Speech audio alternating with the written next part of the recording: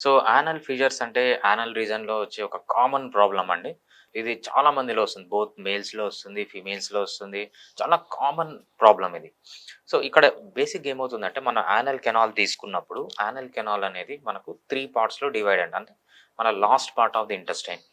Upper part, middle part, lower part అని.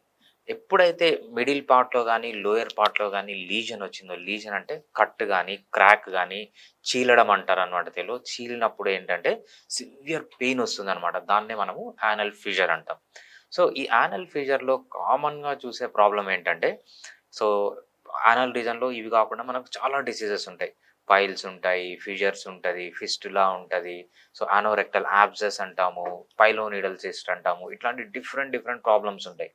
So, కామన్‌గా ఏం చేస్తారంటే యానల్ రీజన్‌లో పెయిన్ ఉండంగానే ఒక 2 సింప్టమ్స్ తీసుకొని పోయి గూగుల్‌లోనో లేకపోతే యూట్యూబ్‌లోనో కొడతారనమాట. ఎప్పుడైతే దీంట్లో చేస్తారో వాళ్ళు ఇంకా